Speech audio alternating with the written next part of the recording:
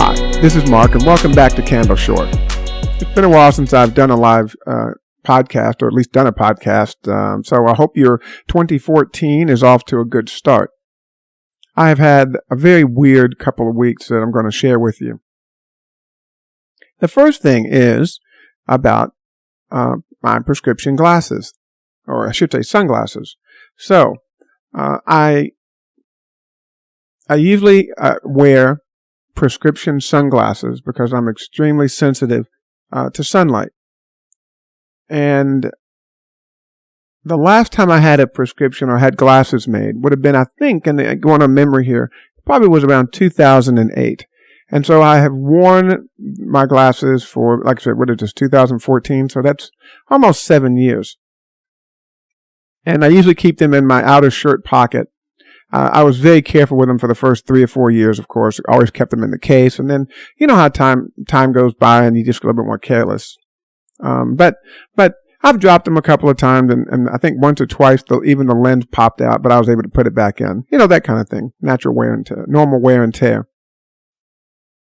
So a couple of weeks ago, I was over at Costco, and I wasn't really paying attention.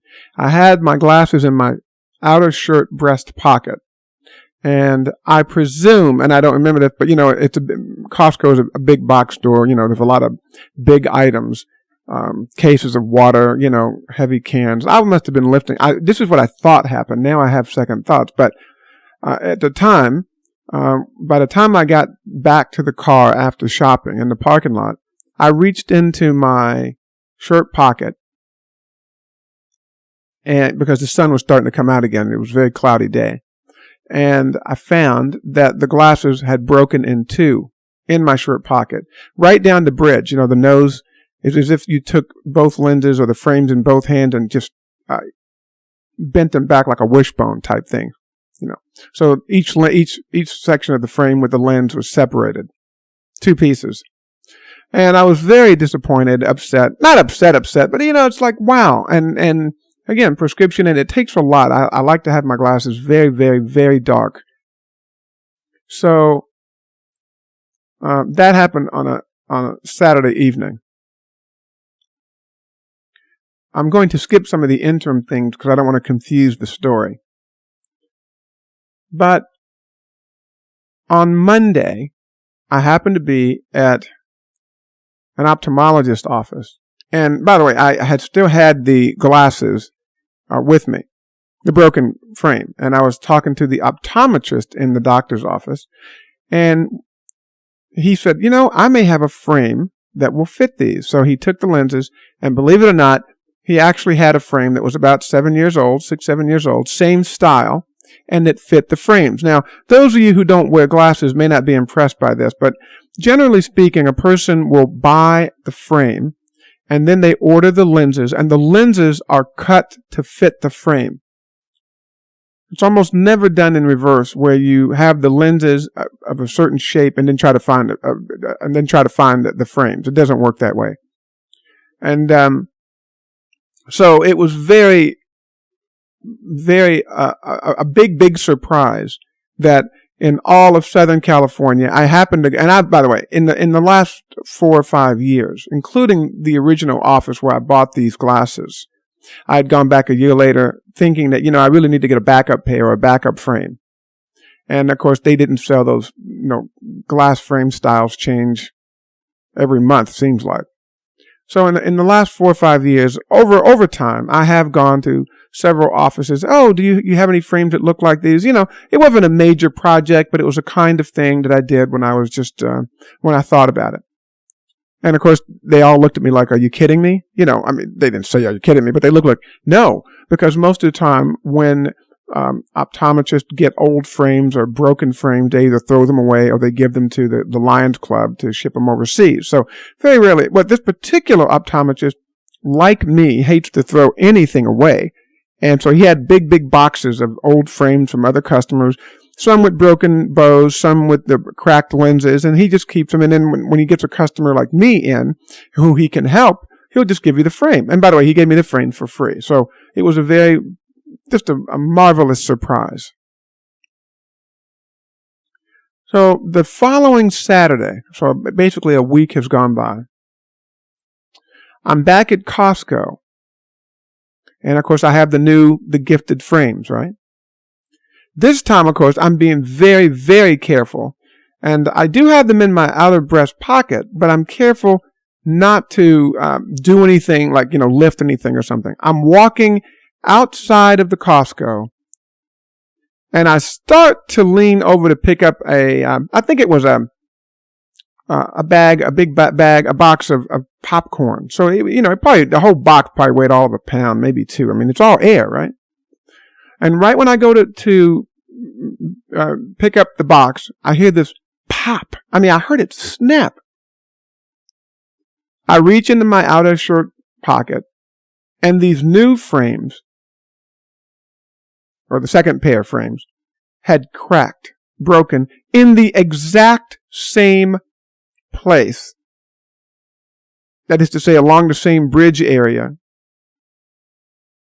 in the same parking lot, at roughly the same time of day. What are the odds? I was beside myself. I couldn't believe it. I did some checking, and I don't want to sound like a weirdo, but I do try to take copious notes about my life. And looking back through my personal records, it has been at least 21 years since I broke a pair of glasses. I've changed designs. I've even swapped out glasses, but to just actually break a pair of glasses has been at least 21 years. All of a sudden, I have broken 2 pair of glasses within 2 weeks. And what made it so odd is that it happened at the same store, roughly the same time of day. And this time, unlike the first time, I can't tell you when they broke. But the second time, I was not lifting anything. There was no pressure on the frame. I didn't do anything, that would, except for not having them in the case, apparently. But I just heard it snap, and I thought, what? I don't know. Very bizarre. And so, after my initial bout of disbelief and disappointment, on the next day, I went back up to the optometrist where I'd gotten so fortunate the first time, and believe it or not, he had one more frame. He went through all his boxes for me, and believe me, I'm definitely getting this guy a nice present for all his help. He had one last frame that fit these lenses. I got the last. I mean, just so the odds against this, talk about lightning striking twice. And so now I've had these second set of frames. I don't get confused. I think you know where I am. And I am keeping them in the case. Believe me. I mean, I have not, and it's been about 2 or 3 days now. I am not putting them in my shirt pocket ever again. I got to tell you the truth. I half expect them to spontaneously break in the case, and it's a hard case. I really do. There comes a point at which, it's just the odds of what happening twice. It would be very interesting to calculate the statistics on that, but that's far beyond my pay grade. Okay. So I do have working glasses with my original frames. And of course, one more thing. I did order a new set of lenses. I went to this is more information you need, so I'll keep it short. But I will soon have a newer pair. And the ones I'm currently wearing will be serving as backup. But there you go, under coincidence, huh? Okay. Now, to the subject of today's show. I don't know if you have been watching or listening to the news or reading the newspaper or blogs, but there really has been, and most people that I talk to are aware of the Target store, the Target Corporation breach around Christmas or Thanksgiving when a lot of credit card accounts and things were stolen.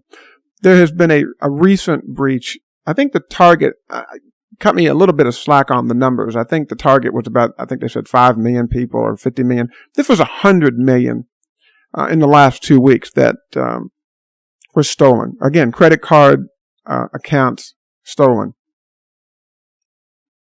And several of my friends have reported that they had some fraudulent activity on their credit cards. The The people who are doing this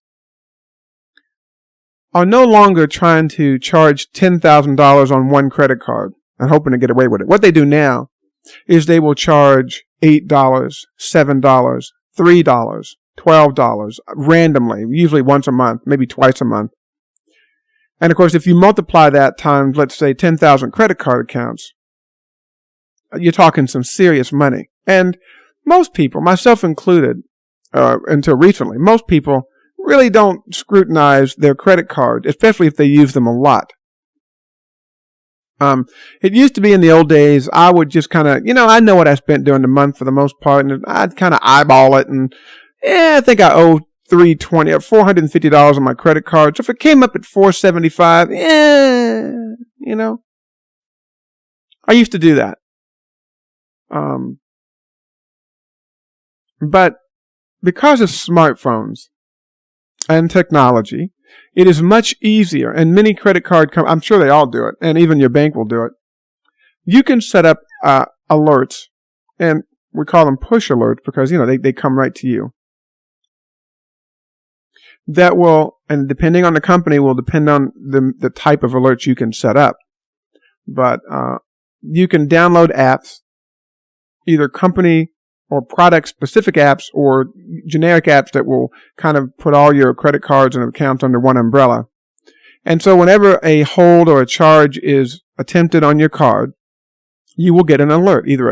I prefer text messages because they're permanent. I can keep them. I don't like the alerts that go away, then you clear the alert, but that's kind of a nitpicky thing. So I set this up a couple of months ago. And you can even go as far, because some people say, well, I don't want my phone giving me text messages at 3 a.m. in the morning, or I don't want to be having alerts all during the day. It's been my experience on both my Android and my iPhone that you can tell the alert system when you want the alerts to come through. So I have, for example, one of mine I have set up to send me alerts between 8 and 8:30 p.m. So even if something gets charged, and if a hold is placed on my card, well, on the credit card I have it set so it's real time, but on other apps I have it set so it's only between a certain hours of the day. So if, again, in this scenario, if somebody charged something at 3 o'clock, I wouldn't be, it'll go into the system, but I won't be alerted till 8 o'clock. 3 or 4 hours isn't probably going to make or break you. So anyway, as I was saying, a couple of my friends had their cards, they were alerted by their credit card companies that there was some suspicious activity. Said activity including $3 in South Africa. You get the idea of something that's so bizarre. $3 in South Africa, $18 in London, $10 in Germany, somewhere in Germany, and all on the same day. You get the idea. So when I saw these things happening, I thought, well, let me look at my card, my account. Sorry, and I, usually keep very good tabs on these things. And sure enough, now, in most cases, I pay off my credit cards at the end of each month, and that makes it, of course, much, much easier to keep track of it, right? And there were a couple of charges, $7.50, $6.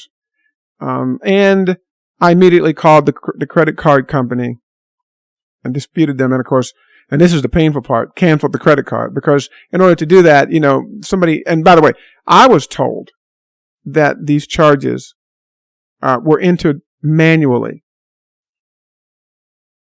So there you have it. I mean, it happened to me, Now, a couple of things that I do that I want to suggest to you. And you may have heard this advice from financial analysts, but I've been doing this for the last 10 years, or maybe even longer. So, and for me, it's just common sense. So which is to say, if you don't do it or didn't do it, I'm not saying you don't have any common sense, but maybe I'm just a little paranoid. I don't know. But there's a couple of things I do. One, I never use my debit card. Never.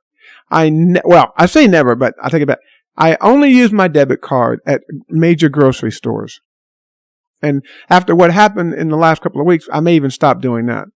Remember, your debit card is a direct access to your bank account. Now, unless your name is Jobs or Gates, I can't afford to have even a disputed charge. Remember, when somebody charged something on your credit card, even while they're investigating it, that money is gone. So let's assume that you have $1,500 in your bank account, and somebody fraudulently accesses $900. Okay, you can dispute it. But unlike on a credit card, that money's gone from your bank account. And it may take them a month or 2 months for you to get that $900 back. And understand this, every time you use your debit card, you're giving people access, direct access to your bank account. Even if you go to a restaurant. I mean, it's amazing what people can do. The very fact that my credit card, and this is one that I've been using for years. It's the only one I really use.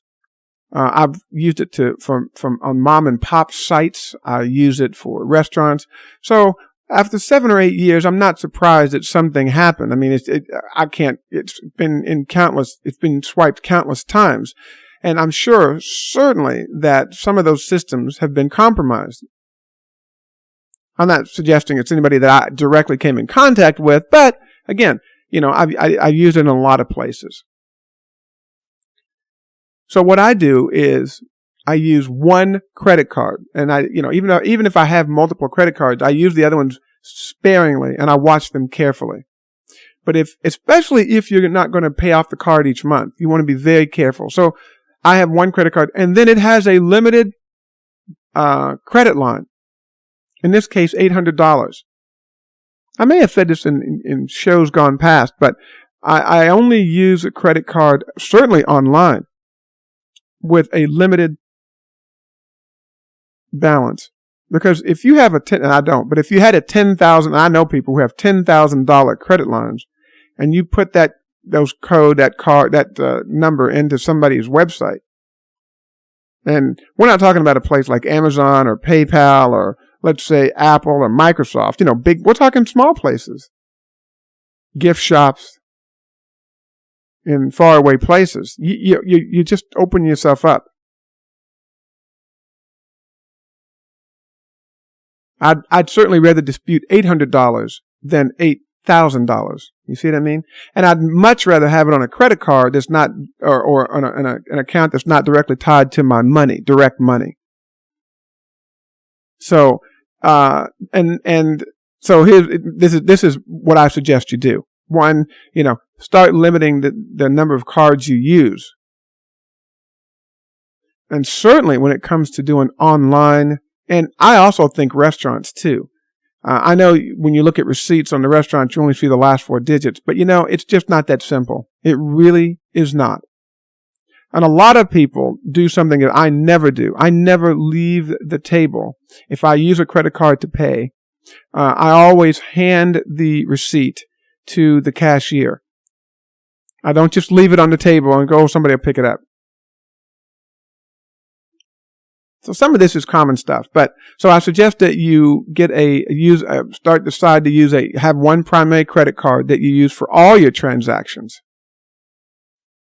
And if you are going to do online purchases, have your credit card a very limited balance. I liked it less than $1,000.